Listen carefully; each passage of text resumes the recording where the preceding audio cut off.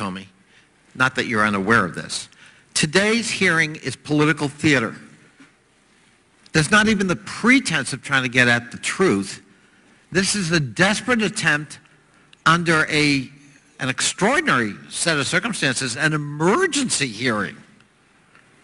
I don't know what the emergency is other than one side is about to nominate somebody who is a pathological narcissist who, is talking about banning Muslims and Mexicans crossing the border who are all rapists and women who are pigs, and terrified at the prospect of the consequences of that in the election. So let's grab onto whatever we can to discredit or try to discredit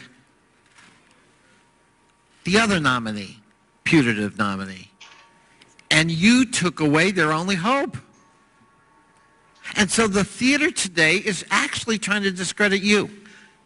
Subtly, in some cases. My friend from South Carolina uses big words like exculpatory and kind of goes through what a prosecutor would do. The insinuation being, you didn't do your job.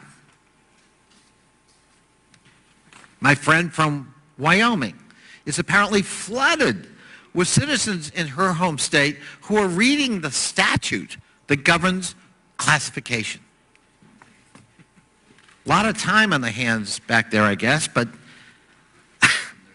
yeah, this is all designed to discredit your finding. Now, the FBI interviewed Secretary Clinton, is that correct? Yes. Did she lie to the FBI in that interview? I have no basis for concluding that she was untruthful with us. And is it a crime to lie to the FBI? Yes, it is. David Petraeus did lie to the FBI. Yes. Yes. And he was prosecuted for that. Oh, well, could have been. Could have been, was not for that. Right. That's always a judgment call. Correct. Was she evasive? I don't think the agents assessed she was evasive. How many emails are we talking about, total, universe, that were examined by your team? Tens of thousands. Tens of thousands. And how many are in a questionable category that maybe coulda, shoulda been looked at more carefully because there could be some element of classification? Apparently my friend from North Carolina assumes we're all intimately familiar with the fact that if a C appears, it means a classification, though there seems to be some dispute about that because the State Department, as I understand it, has actually said some of those were improperly marked and shouldn't have had the C. Aware of that? Yes. Yes. So could it be that in her 100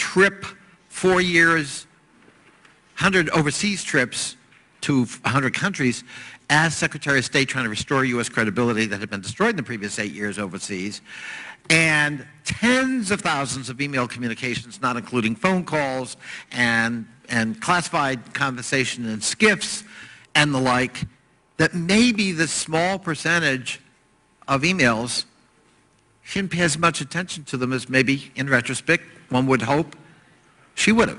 Is that a fair conclusion? Could that be a fair conclusion?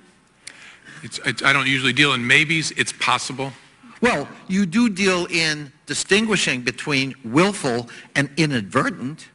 Sure. And in this case, you concluded it has to be in the latter category. It wasn't willful. We concluded there was not adequate evidence of willful conduct. Right. So there's no obfuscation here, unlike the Petraeus case. And there's no evasion. There's no lying. There's no willful intent to compromise classified material, despite the insinuations of my friends on the other side of the aisle. And the only hope left in this political theater is to discredit you and your team